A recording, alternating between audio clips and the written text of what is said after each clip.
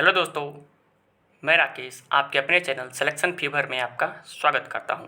दोस्तों, आज हम महात्मा गांधी के बारे में विस्तार से पढ़ेंगे और जानने का प्रयास करेंगे कि महात्मा गांधी जी का हमारे स्वतंत्रता संग्राम में क्या योगदान रहा, हमारे देश को आज़ाद कराने में आखिर कैसा योगदान रहा। तो जो भी क्वेश्चन पढ़ेंगे हम पूरा विस्तार से पढ़ेंगे और उनके बारे में पूरा डिटेल जानने का प्रयास करेंगे। आखिर जो भी घटना हुआ आखिर क्यों हुआ और कैसे हुआ। तो स्टार्ट करते हैं। पहला क्वेश्चन है कि महात्मा गांधी जी के राजनीतिक गुरु कौन माने जाते हैं। ये बात तो आपको सब लोग को पता ही होगा कि महात्मा गांधी का राजनीतिक गुरु गोपाल कृष्ण गोखले जी को माने जाते हैं। लेकिन क्यों माने जाते हैं? तो आखिर गोपाल कृष्ण गोखले को गांधी जी का राजनीतिक गुरु क्यों माने जाते हैं, इसके बारे में जानते हैं। क्योंकि गोपाल कृष्ण गोखले जी ही थे जिन्होंने महात्मा गांधी को भारत के स्वतंत्रता संग्राम में अंग्रेज़ों के खिलाफ प्रेरित किया था। गोपाल कृष्ण गोखले जी ही थे जिन्होंने गांधी जी को प्रेरित किया था कि स्वतंत्रता की लड़ाई में उसे किस प्रकार से लड़ना है और अंग्रेज़ों को किस तरह से हराया जा सकता है। गांधी जी गोपाल कृष्ण गोखले की इन्हीं बातों से प्रभावित होकर उन्हें अपना राजनीतिक गुरु बना लिए थे। तो अगला क्वेश्चन है कि कौन से गोलमेज सम्मेलन में महात्मा गांधी जी ने भाग लिया था। तो कौन से गोलमेज सम्मेलन में महात्मा गांधी जी ने भाग लिया था? तो इसका आंसर तो हो जाएगा दूसरा गोलमेज सम्मेलन। लेकिन उससे पहले हमें यह जानना चाहिए आखिर गोलमेज सम्मेलन होता क्या है। तो दोस्तों, गोलमेज सम्मेलन आप यूँ समझ सकते हैं कि जैसे आप मूवी देखते हैं तो आप देखते होंगे कि एक गोल जैसा टेबल लगा हुआ है और उसके चारों ओर बहुत सारे नेता बैठ के अपना बातचीत कर रहे हैं। तो यही था गोलमेज सम्मेलन। और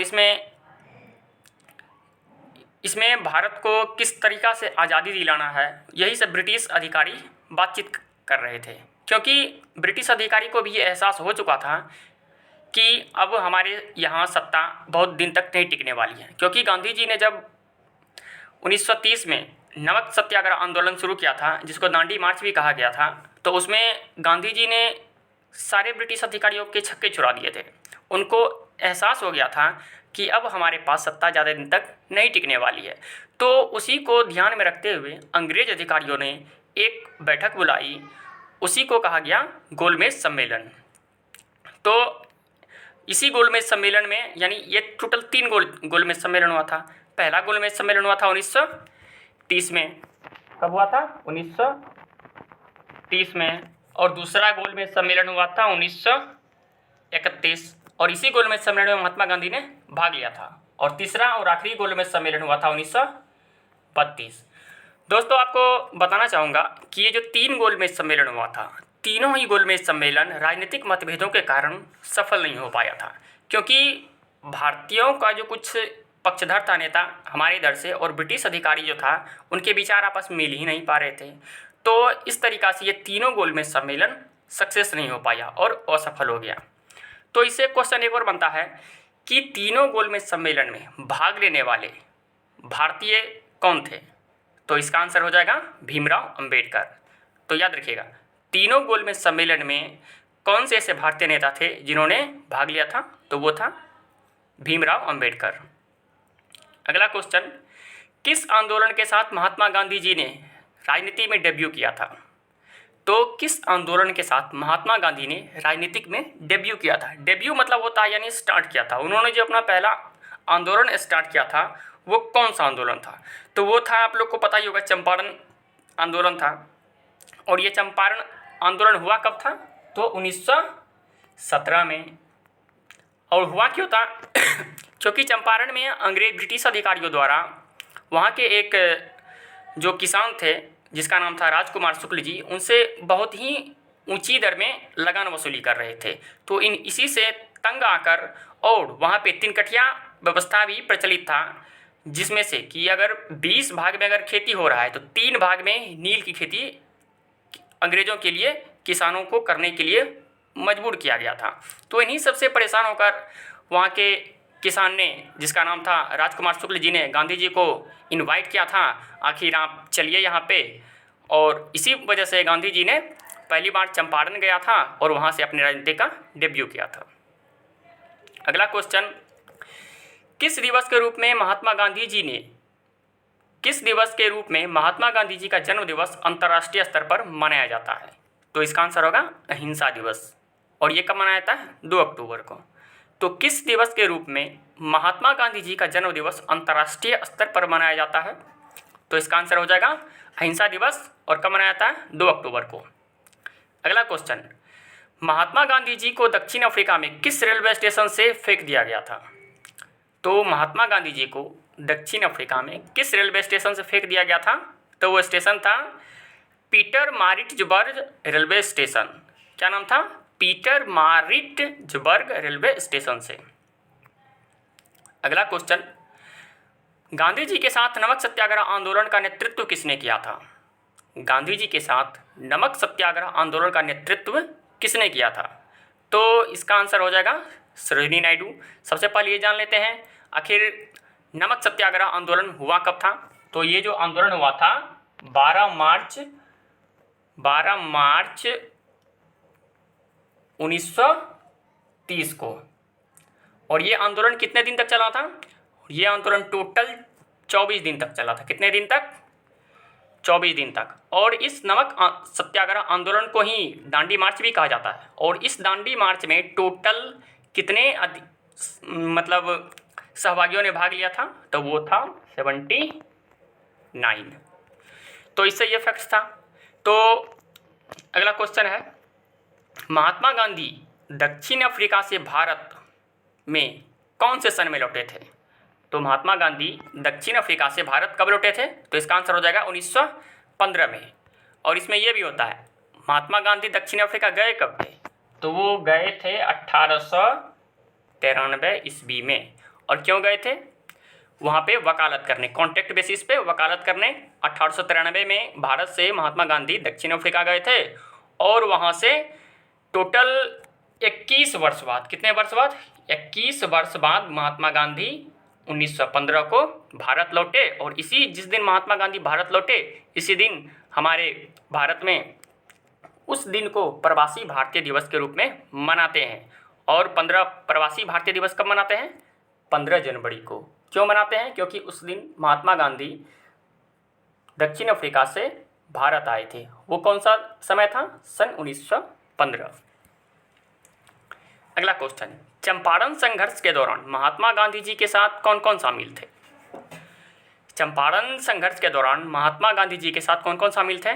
तो था राजेंद्र प्रसाद थे, अनुग्रह नारायण सिंह थे और जे.बी. कृपलानी। और ये चंपारण सत्याग्रह कब हुआ था? 1917 में। और इसी चंपारण सत्याग्रह से गांधी जी ने अपने राजनीतिक करियर का डेब्यू किया था। अगला क्वेश्चन है, गांधी जी दक्षिण अफ्रीका में कितने वर्ष रहे थे? तो ये 21 वर्ष, ये तो पहले ही बता चुके हैं। गांधी जी दक्षिण अफ्रीका में कितने वर्ष रहे थे? 21 वर्ष। अगला, दांडी मार्च का प्रारंभ महात्मा गांधी जी के द्वारा किसके खिलाफ किया गया था? तो दांडी मार्च का प्रारंभ महात्मा गांधी के द्वारा किसके खिलाफ किया गया था? तो ये था नमक कर लगाने के खिलाफ। क्या था? नमक कर लगाने के खिलाफ। तो ये दांडी मार्च हुआ कब था?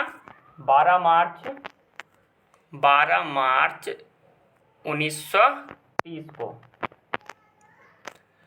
12 मार्च 1930 को हुआ था। इसको अच्छा हाँ, तो ये दांडी मार्च कब हुआ था? 12 मार्च 1930 को। और इसमें कितने नेताओं ने भाग लिया था पहली बार? तो लिया था इसमें से 79। और ये आंदोलन कितने दिन तक चला था? टोटल 24 दिन तक। अगला क्वेश्चन है, महात्मा गांधी जी ने भारत में पहला जन भाषण कहाँ दिया था? तो गांधी जी ने भारत में पहला जन भाषण वाराणसी में दिया था। और वाराणसी में कब दिया था? 1916 में। और इसके जस्ट एक साल बाद यानी 1917 में गांधी जी ने अपने राजनीतिक में डेब्यू किया था। और वो कहाँ किया था? चंपारण में। तो हाँ, ये तो हो गया कि महात्मा गांधी ने भारत में पहला जन भाषण कहाँ दिया था? वाराणसी में। अगला क्वेश्चन है, भारत छोड़ो आंदोलन के दौरान महात्मा गांधी जी को कब गिरफ्तार किया गया था? तो पहली बात यही जानना चाहिए कि भारत छोड़ो आंदोलन हुआ कब था? तो यह हुआ था 1942 में। और इस आंदोलन की किसने शुरुआत किया था? तो महात्मा गांधी जी ने शुरुआत किया था। और इसी आंदोलन में महात्मा गांधी जी को 9 अगस्त 1942 को गिरफ्तार किया गया था। और ये जो गिरफ्तार किया गया था तो अंग्रेज़ों ने एक कानून चला दिया था उस वक्त, operation zero hour. Operation zero hour का लक्ष्य था कि कोई भी नेता कहीं भी अगर आंदोलन करता है तो उन्हें बिना किसी वजह से उसे गिरफ्तार कर लिया जाए। तो उसी के तहत गांधी जी को 9 अगस्त 1942 को गिरफ्तार किया गया था। और कौन सा ऑपरेशन चलाया गया था? वो था ऑपरेशन जीरो आवर। अगला क्वेश्चन है, महात्मा गांधी जी भारत से दक्षिण अफ्रीका कब गए थे? तो वही बता ही दिए हैं, 1893 में। महात्मा गांधी जी भारत से दक्षिण अफ्रीका कब गए थे? 1893 में। अगला क्वेश्चन, गांधी जी भारत से दक्षिण अफ्रीका क्यों गए थे? गांधी जी भारत से दक्षिण अफ्रीका क्यों गए थे? क्योंकि ये भी बता ही चुके हैं कि 1893 में गांधी जी 1 साल के कॉन्ट्रैक्ट पर वकालत करने दक्षिण अफ्रीका गए थे। अगला है, भारतीय राष्ट्रीय कांग्रेस के किस सत्र में महात्मा गांधी ने अध्यक्षता की थी और कहाँ? तो इसका आंसर हो जाएगा, भारतीय राष्ट्रीय कांग्रेस के बेलगांव अधिवेशन में गांधी जी ने अध्यक्षता की थी और यह अधिवेशन जो हुआ था 1924 में हुआ था। अब ये क्वेश्चन तो हो गया। अब ये क्वेश्चन कभी कभी आ जाता है कि आखिर बेलगांव किस राज्य में पड़ता है? तो बेलगांव एक कर्नाटक राज्य है और कर्नाटक राज्य का एक जिला है बेलगांव। इसी में 1924 में गांधी जी ने कांग्रेस के अध्यक्षता की थी और एक और अंतिम बार किया था, मतलब एक ही अध्यक्षता गांधी जी ने अपने पूरे जीवन काल में किया था। अगला क्वेश्चन है, 1917 में किसने महात्मा गांधी को चंपारण आने का न्योता दिया था? तो 1917 में किसने गांधी जी को चंपारण आने का न्योता दिया था? तो वही राजकुमार शुक्ल जी ने, एक किसान थे। क्यों? क्योंकि ये अंग्रेजों द्वारा लगाए गए तिनकठिया कानून व्यवस्था से परेशान थे, क्योंकि इसमें प्रावधान किया गया था कि अगर 20 भाग में खेती होती है तो 3 भाग में नील की खेती ही की जाएगी और किसी भी हालत में, और ये करना ही पड़ता था किसान को। तो इनसे ये त्रस्त थे, इसी वजह से गांधी जी को इन्होंने इनवाइट किया था और इसी में गांधी जी ने अपना क्या किया था? राजनीतिक डेब्यू भी किया था। अगला क्वेश्चन है, असहयोग आंदोलन के दौरान गांधी जी को कौन सा पुरस्कार प्रदान किया गया था? तो असहयोग आंदोलन के दौरान गांधी जी को कौन सा पुरस्कार दिया गया था? तो यह था कैसरे हिंद। और बताइए, कैसरे हिंद जो उपाधि दिया गया था गांधी जी को, इस उपाधि को गांधी जी ने लौटा दिया था। वो कब लौटाया था? वो लौटाया था 13 अप्रैल 1919 को, जब जलियांवाला बाग हत्याकांड हुआ था और उसके बाद खिलाफत आंदोलन की स्टार्टिंग हुई थी। तो गांधी जी इसी के विरोध में, जलियांवाला बाग हत्याकांड के विरोध में और खिलाफत आंदोलन के समर्थन में ही गांधी जी ने कैसरे हिंद की उपाधि त्याग दी थी। अगला क्वेश्चन है, गांधी जी किस कृषक आंदोलन से संबंधित थे? तो गांधी जी किस कृषक आंदोलन से संबंधित थे? तो पहला था एक चंपारण सत्याग्रह जो कि 1917 में हुआ था, और एक था 1916 में खेड़ा आंदोलन, 1916 नहीं, 1918 में खेड़ा आंदोलन हुआ था। तो गांधी जी किस कृषक आंदोलन से संबंधित थे? तो पहला हो गया पहला हो गया कृषक आंदोलन जो कि चंपारण में हुआ था। कब? 1917 में। और दूसरा हो गया 1918 में, वो कहाँ हुआ था? खेड़ा में। और खेड़ा कहाँ पड़ता है? खेड़ा पड़ता है गुजरात में। कहाँ? गुजरात में। और ये जो आंदोलन हुआ था खेड़ा आंदोलन, ये किस टाइप का आंदोलन था? ये एक किसान आंदोलन था। तो अगला क्वेश्चन पढ़ते हैं, गांधी जी का पसंदीदा भजन वैष्णव जन तो तेने कहिए के लेखक कौन है? क्या है क्वेश्चन? गांधी जी का पसंदीदा भजन वैष्णव जन तो तेने कहिए के लेखक कौन है? तो ये है नरसिंह मेहता। कौन थे? नरसिंह मेहता। अगला क्वेश्चन है, महात्मा गांधी जी ने पहली बार सत्याग्रह का प्रयोग कहाँ किया था? गांधी जी ने पहली बार सत्याग्रह का प्रयोग कहाँ किया था? तो वो कहाँ किया था? दक्षिण अफ्रीका में। और गांधी जी दक्षिण अफ्रीका कब गए थे? 1893 ईस्वी में। और 1893 ईस्वी में एक घटना और हुआ था। क्या? वो जब, क्या क्वेश्चन को याद नहीं आ रहा है, 1893 में ही स्वामी विवेकानंद कहाँ गए थे? शिकागो में अपना भाषण दिए थे 1893 में। और हाँ, 1893 में गांधी जी दक्षिण अफ्रीका गए थे और लौटे थे कब? 1915 ईस्वी में। और उसी 1915 ईस्वी को से ही प्रवासी भारतीय दिवस के रूप में मनाया जाता है। और ये दिवस कब मनाया जाता है, किस तिथि को? 15 जनवरी को। अगला क्वेश्चन है, गांधी जी किसके सच्चे समर्थक थे? तो गांधी जी किसके सच्चे समर्थक थे? कुटीर उद्योग के। अगला है कि महात्मा गांधी जी को महात्मा शब्द से प्रथम बार किसने संबोधित किया था? तो गांधी जी को महात्मा शब्द से प्रथम बार किसने संबोधित किया था? तो किसने किया था? तो वो रविन्द्रनाथ टैगोर थे। अगला क्वेश्चन है, गांधी जी ने किस कानून को काला कानून कहा था? गांधी जी ने किस कानून को काला कानून कहा था? तो वो कानून था रोलेट एक्ट कानून 1919। रोलेट एक्ट कानून ये हुआ था कि इस कानून को बिना वकील, बिना दलील, बिना अपील वाला भी कानून कहा जाता था। क्या? बिना वकील, बिना अपील, बिना दलील, मतलब जो जहां देखे वहां से उसको गिरफ्तार कर लो, कोई कुछ सुनवाई नहीं होता था। इसलिए गांधी जी ने इस कानून को काला कानून कहा था। अगला क्वेश्चन था कि रोलेट एक्ट क्या था? रोलेट एक्ट क्या था? तो इसके बारे में जानते हैं। इस एक्ट के तहत किसी भी व्यक्ति को कभी भी जेल में अनिश्चित काल के लिए बंदी बनाकर रखा जा सकता था। वही बताए, बिना अपील, बिना वकील, बिना दलील, मतलब जिसको जहां वह पकड़ो, पकड़ के जेल में ठूस दो।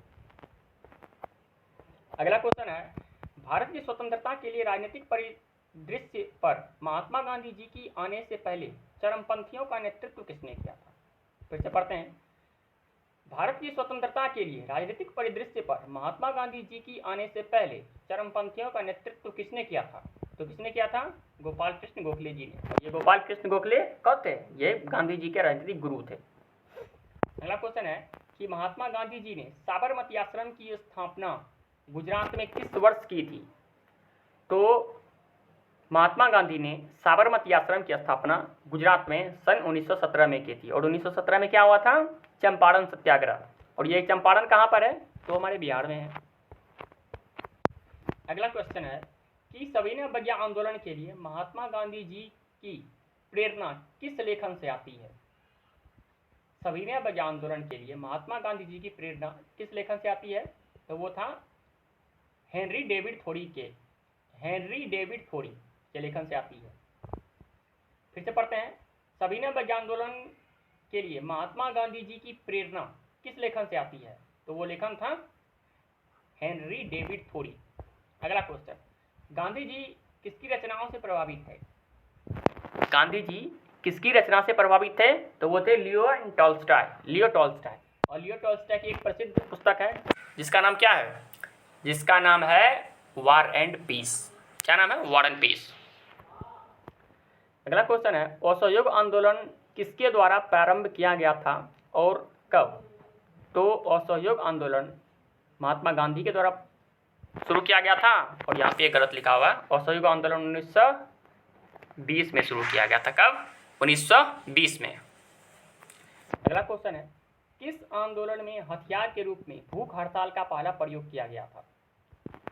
तो क्वेश्चन है, किस आंदोलन में हथियार के रूप में भूख हड़ताल का पहला प्रयोग किया गया था? तो ये था अहमदाबाद आंदोलन 1918। क्या था? अहमदाबाद आंदोलन 1918। अगला क्वेश्चन, महात्मा गांधी जी ने सत्याग्रह किस स्थान से प्रारंभ किया था? गांधी जी ने सत्याग्रह आंदोलन किस स्थान से प्रारंभ किया था? तो वही चंपारण। कब? 1917। किसने इनवाइट किया था? तो राजकुमार शुक्ल जी ने। अगला क्वेश्चन है, माय एक्सपेरिमेंट विथ ट्रूथ नामक पुस्तक को महात्मा गांधी जी ने कब प्रकाशित किया था? क्वेश्चन है, माय एक्सपेरिमेंट विथ ट्रूथ, ये ट्रू नहीं होगा, ट्रूथ होगा। तो माय एक्सपेरिमेंट विथ ट्रूथ नामक पुस्तक को महात्मा गांधी जी ने कब प्रकाशित किया था? तो इसको किया था 1925 से 28 के बीच में। 1925 से 28 के बीच में। और यही पुस्तक महात्मा गांधी की एक ऑटोबायोग्राफी भी है। तो पूछ दे, महात्मा गांधी की ऑटोबायोग्राफी का नाम क्या है? तो माय एक्सपेरिमेंट विथ ट्रूथ। अगला क्वेश्चन, महात्मा गांधी जी को सर्वप्रथम राष्ट्रपिता किसने कहा था? तो महात्मा गांधी को सर्वप्रथम राष्ट्रपिता किसने कहा था? तो सुभाष चंद्र बोस ने। और गांधी जी को सबसे पहले महात्मा किसने कहा था? किसने? तो गांधी जी को सबसे पहले महात्मा कहा था किसने? रविंद्रनाथ टैगोर ने। और महात्मा गांधी जी को सर्वप्रथम राष्ट्रपिता किसने कहा था? तो वो था सुभाष चंद्र बोस। अगला क्वेश्चन है, दक्षिण अफ्रीका में महात्मा गांधी द्वारा प्रकाशित पत्रिका का नाम क्या था? तो गांधी जी द्वारा दक्षिण अफ्रीका में प्रकाशित पत्रिका का नाम क्या था? तो उसका नाम था इंडियन ओपिनियन। क्या नाम था? Indian opinion.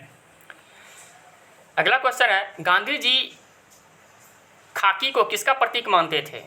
गांधी जी खाकी को किसका प्रतीक मानते थे? आर्थिक स्वतंत्रता का। किसका? आर्थिक स्वतंत्रता का।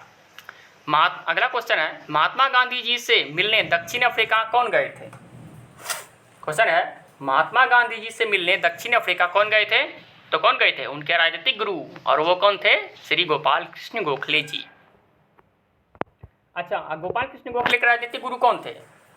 महात्मा गांधी के तो राजनीतिक गुरु हो गए गोपाल कृष्ण गोखले, और गोपाल कृष्ण गोखले के राजनीतिक गुरु थे एमजी रानाडे। कौन थे? एमजी रानाडे। अगला क्वेश्चन, दांडी मार्च के दौरान प्रसिद्ध गान रघुपति राघव राजा राम के संगीतकार कौन है? दांडी मार्च के दौरान प्रसिद्ध गान रघुपति राघव राजा राम के संगीतकार कौन है? तो इसका उत्तर हो जाएगा विष्णु दिगंबर पुलस्कर। क्या होगा? विष्णु दिगंबर पुलस्कर। और ये दांडी मार्च कब हुआ था? दांडी मार्च हुआ था 12 मार्च 1930 को। इसी दांडी मार्च को नमक भंग कानून भी कहा गया था। चलिए अगला क्वेश्चन है, गांधी जी को अर्धनग्न फकीर किसने कहा था? क्वेश्चन है, गांधी जी को अर्धनग्न फकीर या नंगा फकीर किसने कहा था? तो वो था विंस्टन चर्चिल। कौन था? Winston Churchill. और विंस्टन चर्चिल था कौन? ये ब्रिटिश का प्रधानमंत्री था, एक ब्रिटिश प्रधानमंत्री था विंस्टन चर्चिल। आगे क्वेश्चन है, फिनिक्स फॉर्म की स्थापना महात्मा गांधी जी ने किस वर्ष की थी? फिनिक्स फॉर्म की स्थापना महात्मा गांधी जी ने किस वर्ष की थी? तो 1904 में। अब जान लेते हैं फिनिक्स फॉर्म था क्या। फिनिक्स फॉर्म जैसे एक साबरमती आश्रम था, गांधी जी ने 1917 में किया था, उसी प्रकार एक फिनिक्स फॉर्म भी था।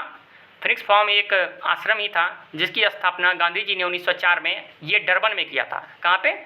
डरबन में। क्यों किया था? क्योंकि वहाँ पर जो भारतीय था उनके रहने के लिए गांधी जी को लगा कि वहाँ पर जो डरबन में रह रहे हैं भारतीय, उनके लिए समुचित मात्रा में उनका देखभाल नहीं हो पा रहा है, उनको रहने के लिए जमीन जो है कम पड़ रही थी। तो गांधी जी ने 100 एकड़ ज़मीन खरीद लिया था वहाँ पे। कितना?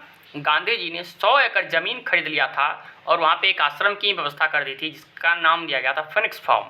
तो गांधी जी ने फिनिक्स फॉर्म की स्थापना किस वर्ष की थी? 1904 में। और ये कहाँ की थी? डरबन में की थी, भारत में नहीं, डरबन। अगला क्वेश्चन, गांधी जी ने किस आंदोलन का समर्थन किया था? तो गांधी जी ने किस आंदोलन का समर्थन किया था? अस्पृश्यता आंदोलन। अस्पृश्यता मतलब क्या था? वही छुआछूत आंदोलन। तो इसी आंदोलन का समर्थन किया था। और हमारे संविधान में अस्पृश्यता का अंत किस अनुच्छेद के तहत वर्णित किया गया है? तो अनुच्छेद है 17।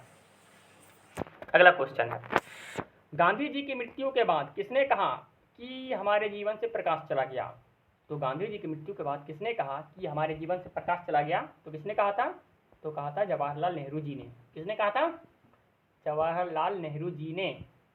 एक लास्ट क्वेश्चन है जो कि एग्जाम्स में नहीं आते हैं, जैसे आपके जानने के लिए बता देता हूँ कि क्या आपको पता है कि गांधी जी अपने पूरे जीवन काल में लगभग 18 किलोमीटर पैदल प्रतिदिन चलते थे? कितना? प्रतिदिन 18 किलोमीटर पैदल चला करते थे, और जो कि दुनिया भर में 2 बार घूमने के लिए पर्याप्त है। सोच सकते हैं, गांधी जी प्रतिदिन 18 किलोमीटर पैदल चला करते थे, जो कि पूरे अगर दुनिया को घुमा जाए तो वो 2 बार घूम सकते हैं। तो बस इतना ही क्वेश्चन है गांधी जी के बारे में। और दोस्तों, अगर हमारे वीडियो अगर आपको अच्छा लगता है तो इसे चैनल को सब्सक्राइब करें, लाइक करें, कमेंट करें। बस, धन्यवाद।